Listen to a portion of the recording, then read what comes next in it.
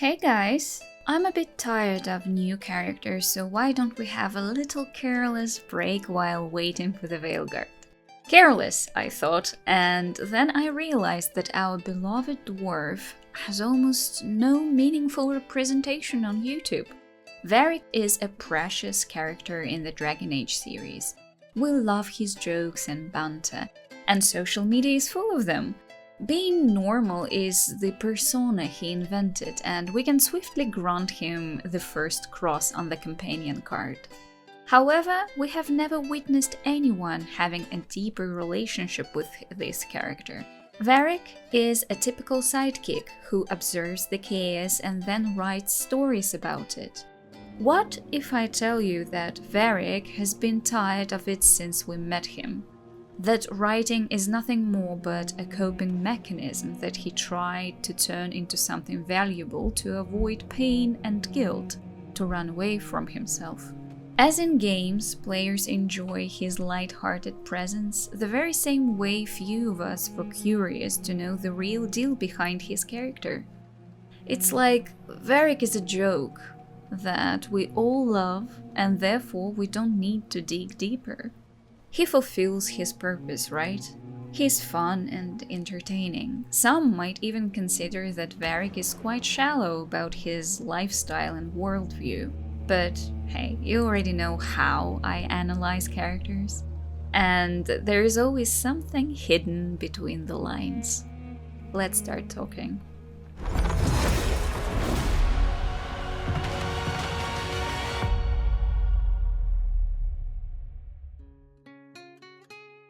Unlike his older brother, Varric was born in Kirkwall on the surface and has no feeling of loyalty or love towards Orzammar and its traditions. He is a merchant prince among the surface dwarves. Varric has an affiliation with the Merchants Guild, a powerful organization comprised of surface dwarves. Some of the guild's members left Orzammar to pursue business and trade on the surface, while others joined after being exiled. The latter is somewhat Varric's story. The Tethras family was once part of the noble caste in Orzammar, until Varric's father was caught fixing provings. If you forgot what it is, or you're new to the series, provings are combat arena matches used to settle debates and honor challenges that couldn't be settled otherwise in accordance with dwarven culture. So, it's a big deal. Such was the disgrace and danger to the family that the household had no choice but to leave for the surface. Varric's mother, Lady Elsa, found the shame of the family's exile too much to bear and turned to liquor and smoke for comfort. With his older brother Bartrand busy building the family's wealth, it was Varric who took responsibility for his mother since early years. He took pains to keep Elsa's addiction hidden to avoid the public scandal this would bring and cared for her during episodes of illness. Varric thus displayed both the shrewdness and compassion that would mark him in life. The story of a parent who fell into addiction because of shame and stress is tragic, but even here, Varric is not the main character.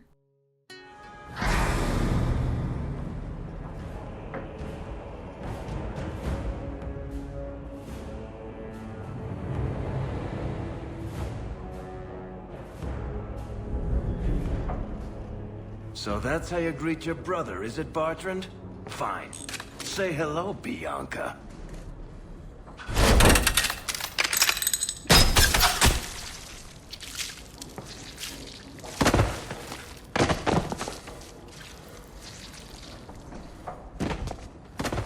Oh, Varric! Please forgive me, my brother. I was just jealous of you. How could I ever compete with you for Mother's love? You're strong and handsome, and so very smart. What? Why lie now about this? What have you to gain? What do you want from me? I broke in, I found my brother, and it was awkward. Family business. No. I think there's more to it. Fine. You want the gory details?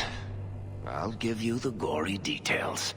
He is a compassionate helper, while the peace of his family depends on his ability to lie and tell tales. All of that has caused many flaws in his developing personality. Varric is a master manipulator, often spinning stories or withholding the truth when it suits him. You knew where Hawk was all along! You're damned right I did. You conniving little shit! You kidnapped me! You interrogated me! What did you expect? He admits to being an unreliable narrator, which makes it hard to trust his version of events. Varric frequently tries to avoid getting directly involved in conflicts or serious situations. I feel a little nervous having the woman who commanded our spies on the Sunburst throne. Like if anybody recites the chant wrong, she'll have them shivved. I'm probably overreacting. But yeah, if you want to go out and find some trouble, I'm up for it. He tends to stay on the sidelines, preferring to act as an observer or a storyteller. Despite his friendly behavior, Varric hides his true feelings, which makes him emotionally guarded. His hesitation to open up about his own pain or vulnerabilities can hinder deeper connections with others. Tell me more about Bianca. I'm not making any promises here. So how long have the two of you been together? Well, if you want to split hairs, we're not. Usually there's a continent between us at all times. We write letters. Now and then we manage to meet up. I don't know if that's together. Shit, it's been what, 15 years? Great. Now I feel old. Thanks. He carries significant guilt over his involvement in certain events, particularly those involving the Red Lyrium incidents with his brother Bartrand and Meredith and all the madness that happened in Kirkwall. You will do as I command, Cullen. No. I defended you when Thrask started whispering you were mad, but this is too far. I will not allow insubordination. We must stay true to our path. Andraste's dimpled butt cheeks.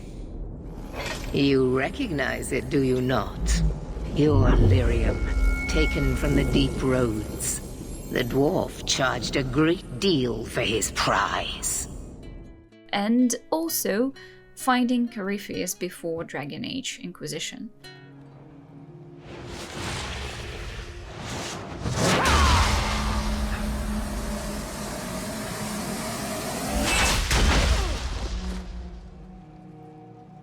Oh, shit! You mad? Lord, tell me, what waking dream is this? The light. We sought the golden light.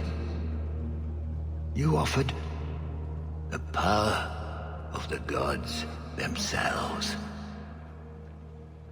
But it was black, corrupt, darkness, ever since. How long? This regret weighs on him, but he often hides it behind humor and indifference. At first glance, Varric comes across as a carefree, charismatic, and smooth-talking dwarf with a silver tongue. His role as the charming storyteller and quick-witted rogue makes him appear as someone who never takes life too seriously. He's the ideal companion who lightens tense situations, providing comic relief even in the darkest moments. This side of Varric's personality, however, is just the surface. It's a persona he has carefully cultivated to navigate a world that often seeks to exploit or discard those who reveal their vulnerabilities. He wears this mask effortlessly, and his companions and even players are often fooled into believing that this is all there is to him. But Varric's humor, charm, and demon-may-care attitude are merely the tip of a much larger, more complex iceberg. A quick info for those who watch my streams.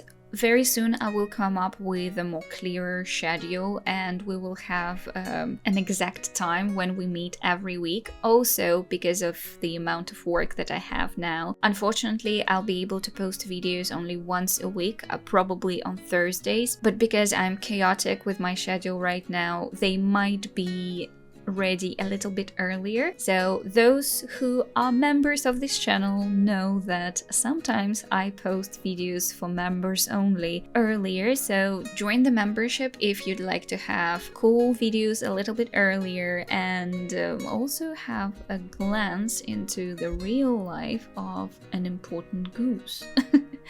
I post pictures from my travels around the UK, and I live near a real medieval castle, by the way. So thank you for your attention, and let's continue with the Varric character. Varric's humor, wit, and charm serve as his primary defense mechanisms, shielding him from the harsh realities and traumas he's faced. Every word, every joke, and every bit of banter is carefully crafted to keep others at arm's length, preventing anyone from probing too deeply into his true feelings. Humor is Varric's weapon and a way of deflecting pain. When faced with uncomfortable situations or emotional confrontations, he's quick to crack a joke or make light of the moment, ensuring that no one takes things too seriously. He would hate this video so much. But then ignore me and crack a joke anyway. This makes him approachable and likable, but it also acts as a barrier, preventing others from seeing the scars beneath his charming exterior that is also protected by the shield of wit. Varric's sharp brain allows him to stay one step ahead of everyone around him. You three just keep the demons off me while I talk to him.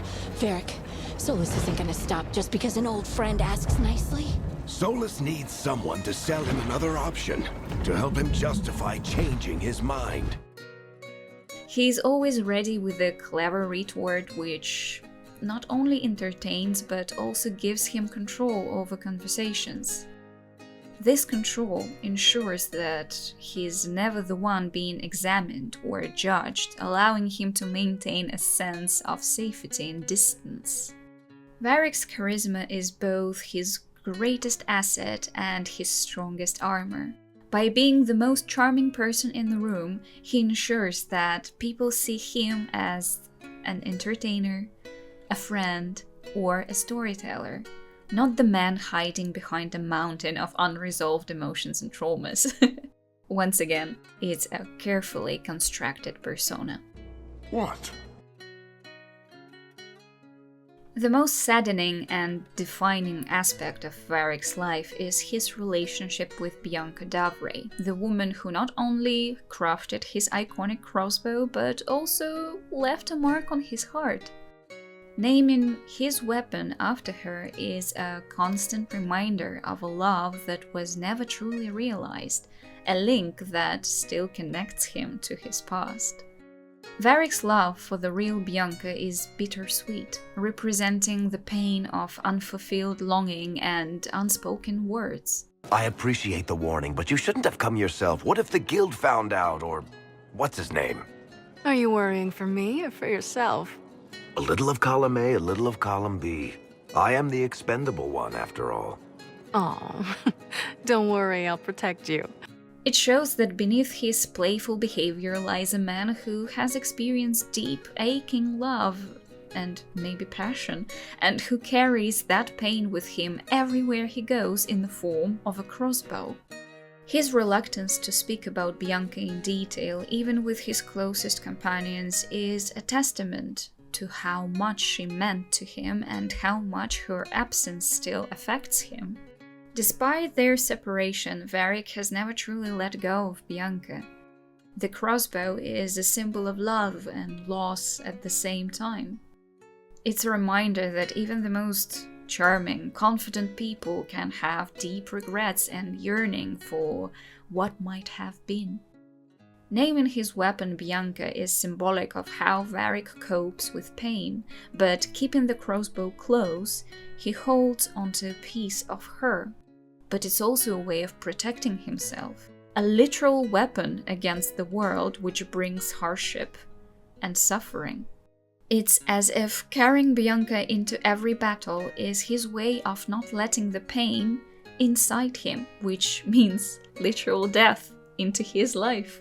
When Solus destroys Bianca, the crossbow, in the prologue of Dragon Age the Veilguard, this moment could be an emotionally devastating and pivotal crisis for Varric. He often uses humor, storytelling, and his charismatic nature to shield himself from pain and vulnerability.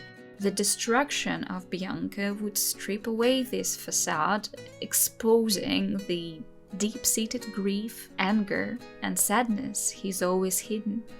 For the first time, Varric might be unable to joke his way out of the situation, leading him to confront his vulnerabilities in a way he's never had to before. With both Biancas gone, Varric might question his identity, purpose, and even his future. So much of his confidence and style is tied to the crossbow that losing it could force him to decide whether he's willing to adapt and redefine himself or let this loss break him. I have a feeling that this story has a sad ending, so Varric gets his second cross on the card. He's too old for this.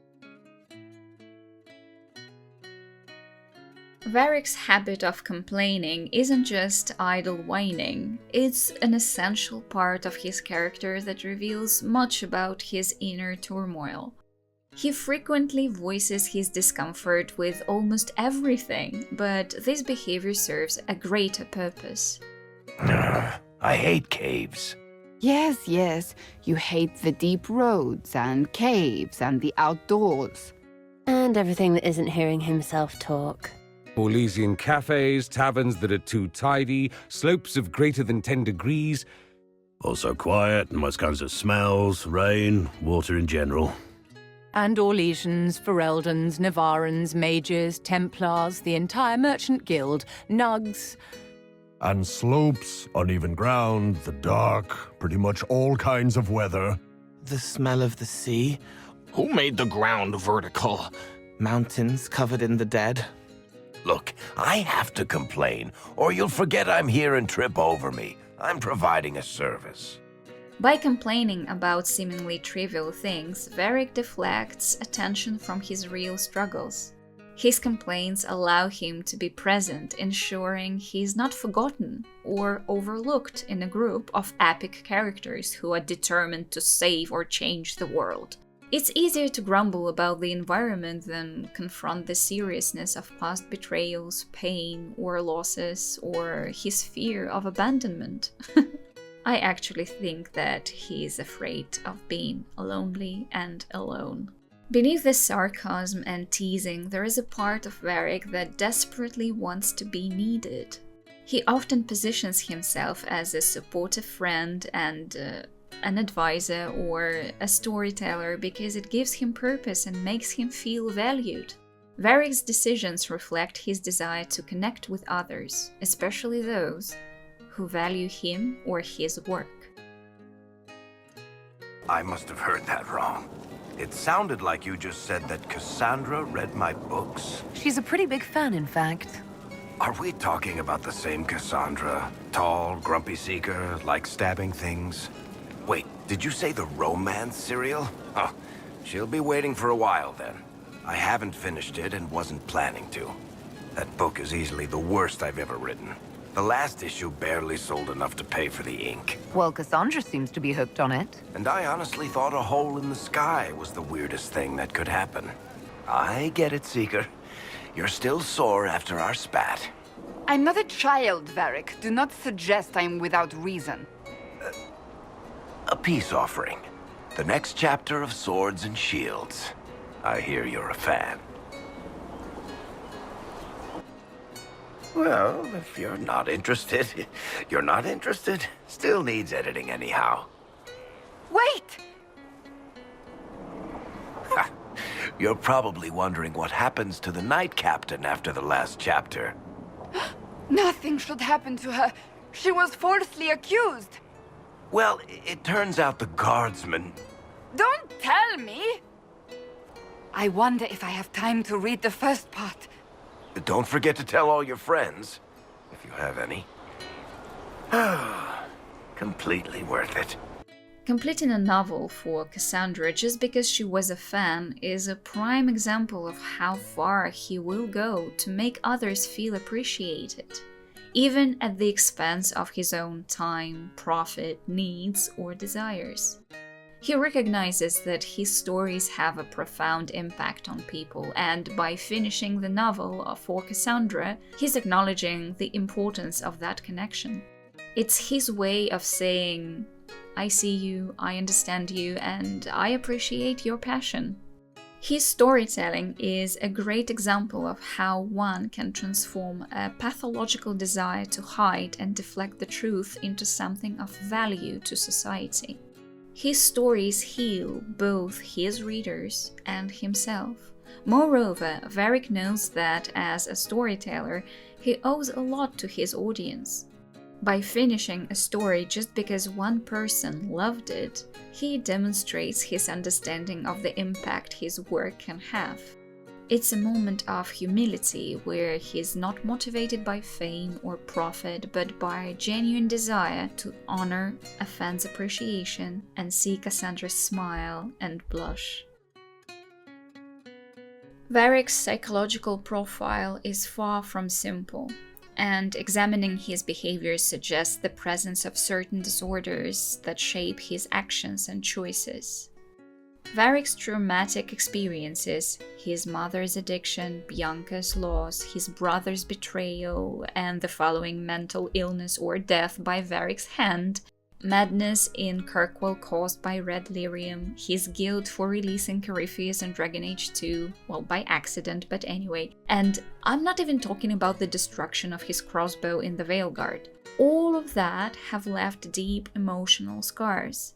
Varric's tendency to avoid emotional confrontations, use humor to deflect pain, and carry a profound sense of guilt speak loudly of complex post-traumatic stress disorder, or CPTSD.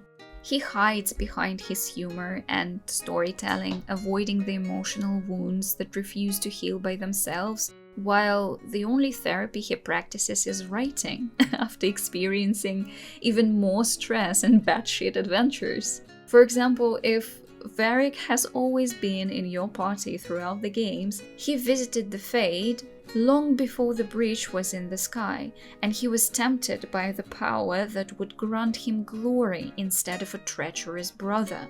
Only this thing is enough to give Varric his next cross. Hates himself. He hates the way his life turned, how easily he betrayed Hawke, and it was him who found the Carter hideout where Corypheus was trapped. His life started with shame and guilt since his mother's addiction, and the need to hide it from the Merchant's Guild. He lied and told tales while those emotions grew heavier with his every adventure. I wonder if the Veilguard will finally shatter him after what Solus did in the prologue. You're much prettier. I'm sure you say that to Varric at least once a day. Way more than once a day. She can barely keep her hands off me. Pity I'm not into humans. Varric is one of the most beloved characters in the Dragon Age franchise. And it's not just because he's funny or charming. Fans are drawn to him because he represents a complex, multi-layered individual who feels real. Varric's ability to balance humor during moments of chaos and disaster makes him incredibly relatable. He's not a one-dimensional jokester, he's someone who's experienced real pain and yet chooses to face the world with a smile. Yes, he still prefers to ignore his problems, but do you know many people who actually like digging their own soul?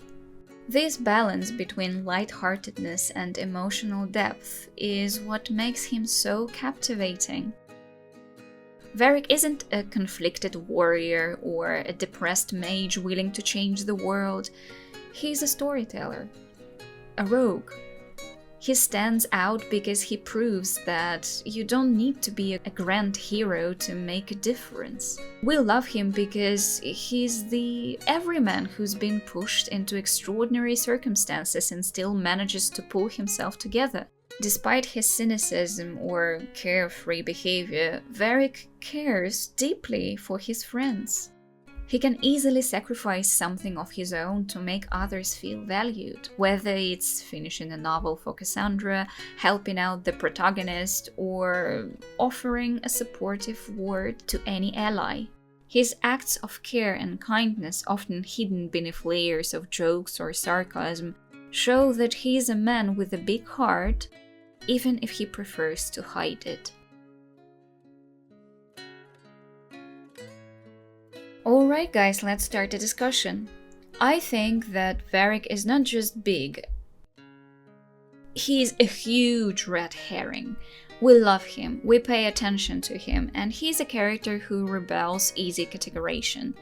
He's charming yet guarded, humorous yet haunted, and self-reliant yet longing for connection. It's this intricate blend of contradictions that makes him one of the most beloved and enduring characters in the Dragon Age series. He is not just a storyteller, he is a story himself. A cryptic story, I must say. One that we will continue to explore, analyze, and love for years to come. So, are there any more crosses that you'd like to add to this card? Maybe you disagree and think that Varric is much easier and that all those past events don't bother him really because he's a psychopath who prefers to be everyone's friend. I take it you're a friend of Varric's. Who isn't a friend of Varric's? You have met him before, right? For now, have fun, play video games, and I'll see you in my next video. Bye!